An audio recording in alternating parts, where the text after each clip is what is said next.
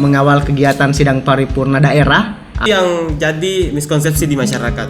Jadi kita sebagai anggota pramuka ya dilema Kak. Nah, Bahwa sebenarnya era ini mendorong kita ke arah digitalisasi. Yang saya pahami ya, bahwa kita sama-sama memahami dulu bahwa kita didorong untuk melakukan pendekatan teknologi. Jadi kalau bahasa kekiniannya bahwa sebenarnya Dewan Kerja ini adalah sebuah harapan untuk kakak-kakak kita, harapan untuk orang-orang tua kita. Sementara orang tua kita sebenarnya mengharapkan sebuah kepastian. Artinya ada kita muncul sebagai sebuah harapan dan orang tua kita butuh sebuah kepastian. Dia mengharap ke kita dan dia berharap itu sesuatu hal yang pasti. Karena kita sebagai pelanjut Kak ya. Makanya poin itu yang perlu sama-sama mungkin kita pahami bersama bahwa harapannya Dewan Kerja hadir ini sebagai sebuah harapan dan mampu menjawab apa keinginan dari para kakak-kakak kita. Jadi saya sambil menyinggung hal terkait Dewan Kerjanya dengan industrinya, dengan kondisi pandeminya, bahwa di kondisi saat inilah kita tunjukkan juga bahwa eksistensi generasi muda Gerakan Pramuka masih ada.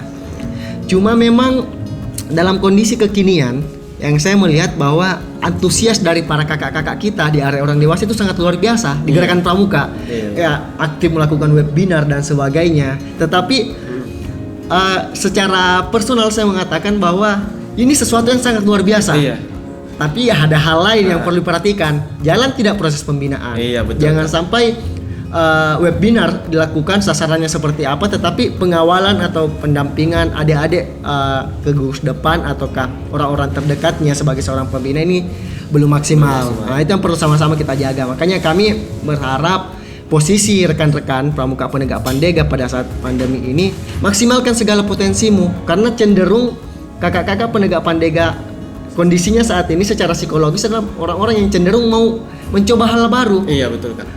Taruhlah kalau misalkan kita membuat sebuah forum seperti ini, Podsquad ini sesuatu hal yang sangat luar biasa dan tentunya rekan-rekan Pramuka Penegak Pandega pasti tertarik dengan hal-hal yang seperti ini, melakukan hal-hal yang baru berkaitan dengan digitalisasi, berkaitan dengan kemajuan teknologi. Jadi sekarang kita dipaksa juga untuk melek teknologi. Makanya kita harus jaga itu, buktikan bahwa generasi pelanjut dari Gerakan Pramuka ini, Penegak Pandega Indonesia ini bisa untuk ke depan. Ya, jadi kita sudah masuk nih di ranah Dewan Kerja Kak ya. Nah, kalau begitu kita singgung sedikit lah. Dewan Kerja itu adalah apa? Karena orang awam tidak tahu.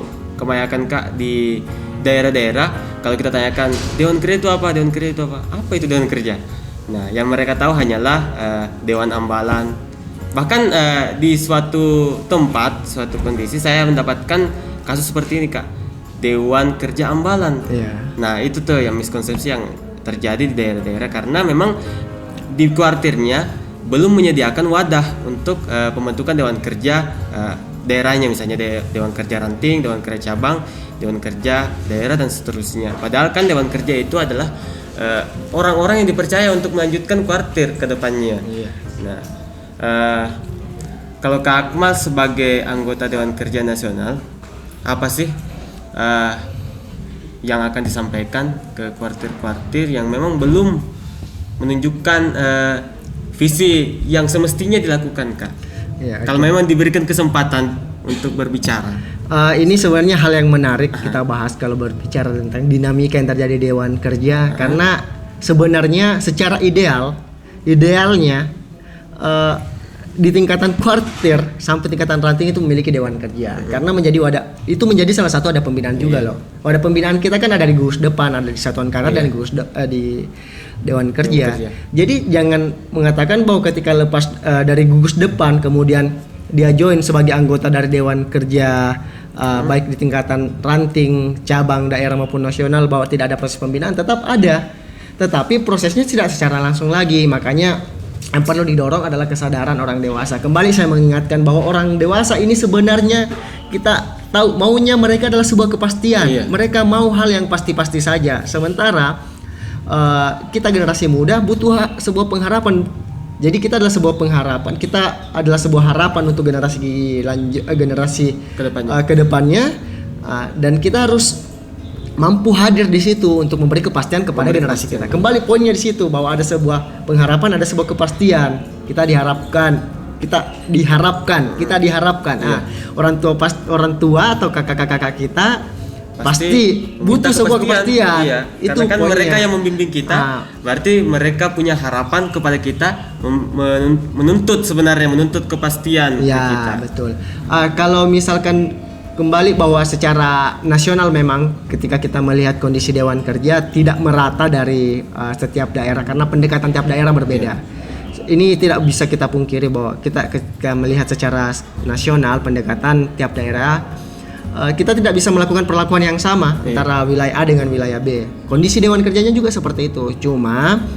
Saya cuma mau mengajak kepada rekan-rekan penegak pandega. Ini saya cuma mau meningkatkan apa ya istilahnya untuk teman-teman penegak pandega bahwa proses yang kakak-kakak hadapi, proses pembinaan yang kakak-kakak hadapi dari bina satuan, bina masyarakat. Ayolah teman-teman ini kita coba memaksimalkan kesempatan kita, karena begini Kak, ada sebuah hal yang perlu kita pahami bahwa ketika kita tua, ketika kita berada di usia atas, kemudian ternyata di usia muda kita itu tidak mengeksplor diri kita secara maksimal, maka kesempatan itu akan muncul di usia tua, dan pada saat usia tua kita mengeksplor diri kita itu tidak akan maksimal. Artinya ketika usia mudamu, eksplor dirimu semaksimal mungkin. Ketika kau berproses sebagai seorang pramuka penegak pandega, harusnya dimaksimalkan potensimu, berproses di gugus depan, kemudian melakukan pendekatan karir atau pendekatan keterampilan di saat tuan karya, kemudian terjun di Dewan Kerja. Kau akan memahami bagaimana mengelola orang.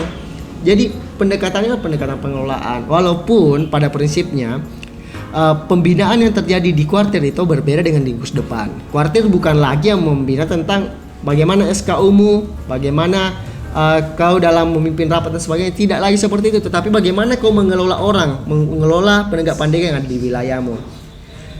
Itu sebuah tantangan untuk kita sebenarnya. Karena ada peribahasa yang mengatakan sebenarnya jangan jadi burung dalam sangkar yang suka menyanyi begitu saja, menyanyi ya berkiuk-kiuk, tetapi ketika dia merasa enjoy di dalam sangkarnya, dianggap merasa enjoy karena selalu berkicau dalam sangkarnya, mengeluarkan suara-suara terbaiknya. Itu hal yang sangat keliru. Jangan berpikir bahwa yang seperti itu, ibaratnya berada dalam sebuah zona nyaman. Kemudian kita juga dalam kondisi kalau bisa jangan jadi ikan dalam akuarium, supaya kita mengetahui betapa buasnya ikan paus. Kita terbatas terbatas ruang. Kalau kita jadi ikan koi, seberapa cantik pun kita, kalau cuma dalam akuarium, ya lingkungan kita seperti itu, lingkaran kita seperti itu. Tetapi kita masuki dunia Dewan Kerja, dunia kita akan lebih luas lagi. Lautan yang akan kita arungi lebih luas lagi. Hingga kan akhirnya kondisi Dewan Kerja saat ini adalah kan filosofinya bahwa kita membawa sebuah perahu besar. Kita adalah nahkoda yang menaungi penegak pandega, membawa penegak pandega dalam sebuah perahu yang besar menuju pulau impian. Kondisinya saat ini kita adalah nahkodanya dan kita sudah berada di lautan yang sangat luas. Kalau kita sudah berada di sebuah samudra yang sangat luas, kita tidak tahu. Ini yang menjadi tantangan yang menarik bagi saya, karena kita tidak tahu dari mana arah gelombang yang akan menghantam. Dan itu yang kita rasakan saat ini. Saya sebagai Dewan Kerja rasakan itu. Saya sekarang posisinya sebagai nahkoda, bagian dari nahkoda di nasional ini, melihat wah ini hal yang menarik ini. Kita sudah bawa perahu, sudah ada di tengah lautan atau samudra yang sangat luas. Kita tidak tahu gelombang dari mana. Iya, ini apakah dari ada yang kalau bahasanya ada yang menutup dari belakang atau seperti apa, kita tidak tahu dari kanan ke dari kiri. Tetapi salah satu pesan dari Ketua Kuartir Daerah Sulawesi Selatan, Bapak Syahrul Yassin Limpo, saat ini alhamdulillah menjadi Menteri Pertanian. Beliau mengatakan ini jangan, kalau datang gelombang jangan membawa menyamping perahumu, apalagi membalikan untuk merubah tujuanmu. Itu poin yang saya dapatkan dari beliau, sampaikan. Ya gelombang ini kita hadapi, jangan sampai kita bawa ke samping perahu, karena kita pulau impian ini yang perlu kita capai sama-sama, dan itu bagian dari tugas dari Dewan Kerja. Itu Kak Fahmi. Tapi begini Kak Fahmi, sebagai anggota penegak penegak di gugus depan, melihat Dewan Kerja, ataukah kenal Dewan Kerja, ataukah bagaimana lah posisi Dewan Kerja di mata Kak Fahmi? Begini Kak, kalau saya sih, kalau dipandang dari saya sebagai anggota pramuka penegak biasa, saya memandang Dewan Kerja itu apa ya? Karena sebenarnya saya susah menjawab karena saya sudah berada di posisi Dewan Kerja juga. Iya, betul. Nah, jadi saya susah untuk memberikan konsep bagaimana memandang Dewan Kerja tersebut. Kalau dulu saat SMA belum mengenal Dewan Kerja, saya kenalnya di kegiatan-kegiatan aja. Saya tahu itu mereka yang konsep kegiatan. Nah, setelah saya masuk Dewan Kerja, ternyata tingkatan penegak pandega itu adalah tingkatan pramuka yang sangat spesial, sangat istimewa karena beliau dalam hal ini Dewan Kerja diberikan tanggung jawab untuk merencanakan, melaksanakan dan bahkan mempertanggungjawabkan apa yang dilaksanakannya. Nah, kita masuk nih di kegiatan-kegiatan tegak dega. Nah, kalau kita sudah masuk di era industri 4.0, bahkan juga bisa dimasukkan Kak, sudah dalam status pandemi COVID-19 nih. Nah, apa nih kegiatan-kegiatan Dewan Kerja selaku Kak Akmal sebagai Dewan Kerja Nasional? Nah, kegiatan-kegiatan apa yang semestinya dilakukan? Oh iya, jadi begini, karena ini terkait masa pandemi ya dengan kondisi saat ini dan kegiatan-kegiatan yang telah kita rencanakan sebenarnya di tahun 2020 ada 4 kegiatan besar khusus untuk pramuka penegak pandega yang akhirnya harus kita tunda karena kondisi pandemi ini.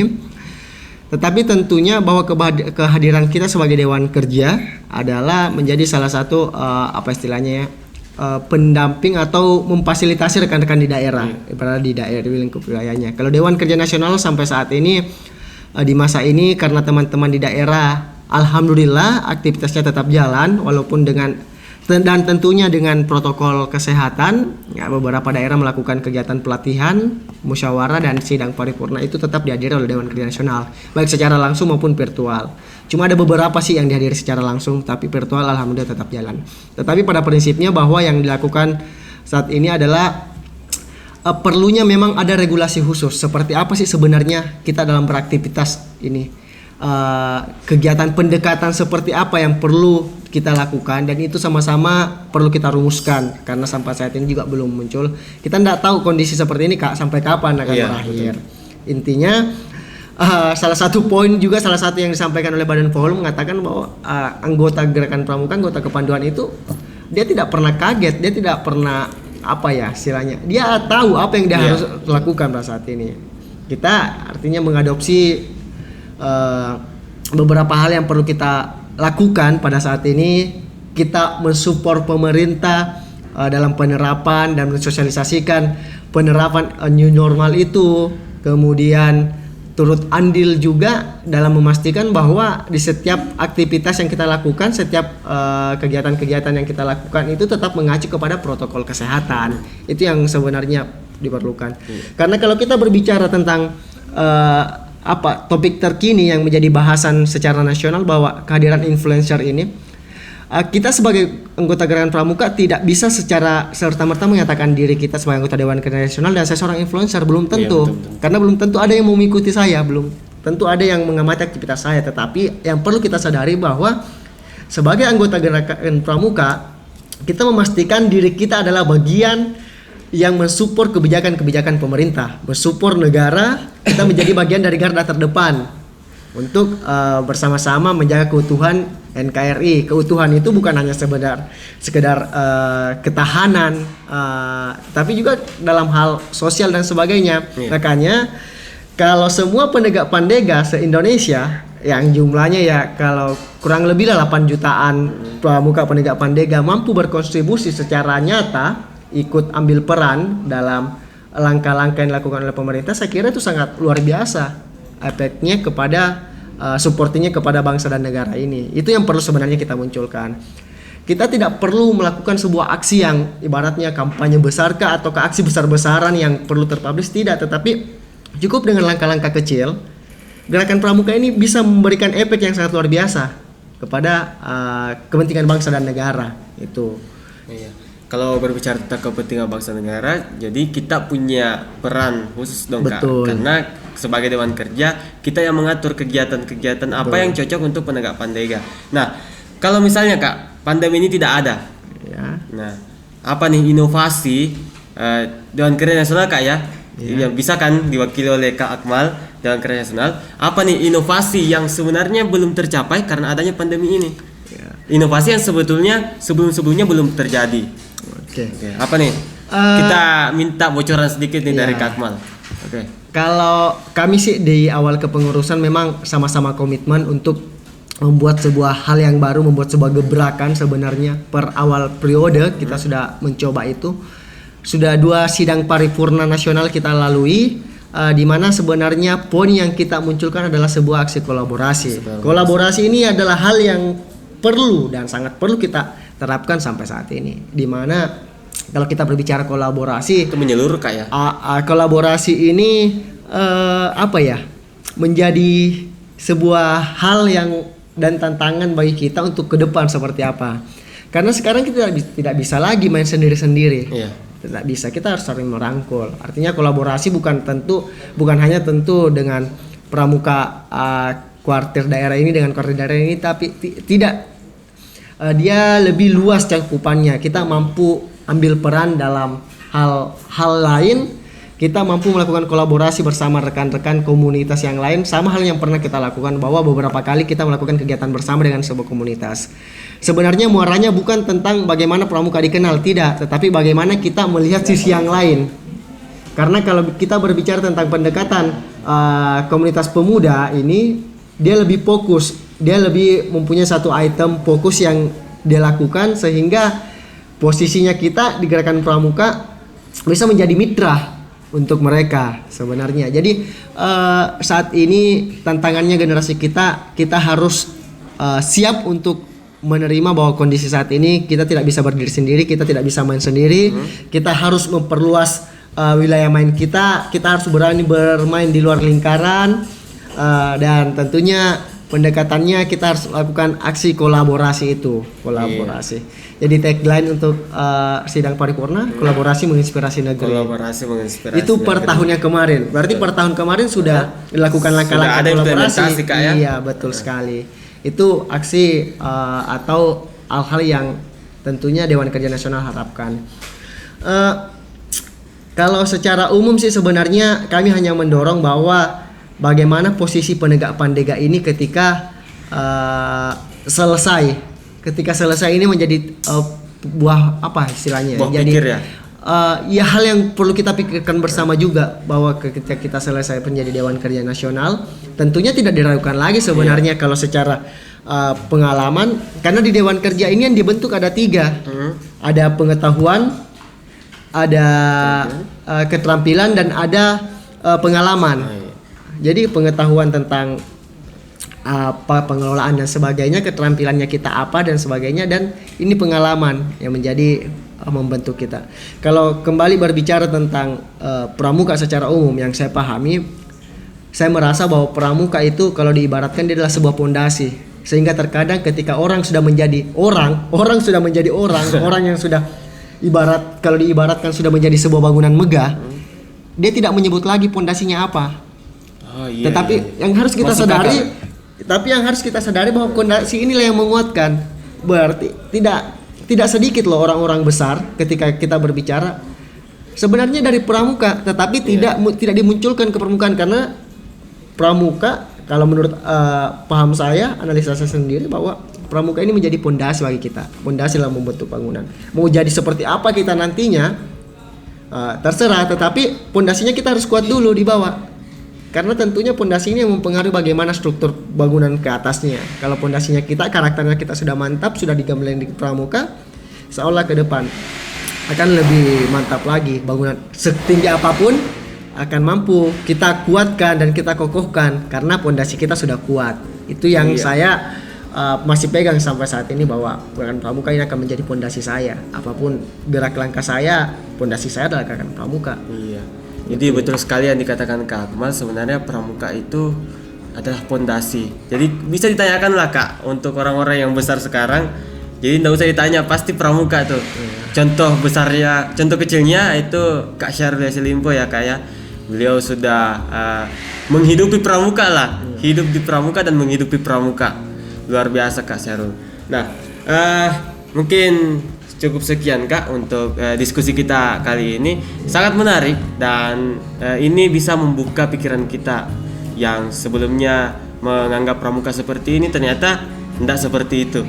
Nah, untuk kakak-kakak yang masih menonton video ini, silahkan share ke orang-orang yang di luar sana tidak mengerti tentang gerakan pramuka, karena pernyataan Kak Akmal luar biasa bisa membuka pikiran kita. Saya saja yang duduk di sini sudah bisa terbuka banget nih Kak, karena penjelasan Kak Akmal. Nah, saya punya games nih Kak untuk Kak Akmal.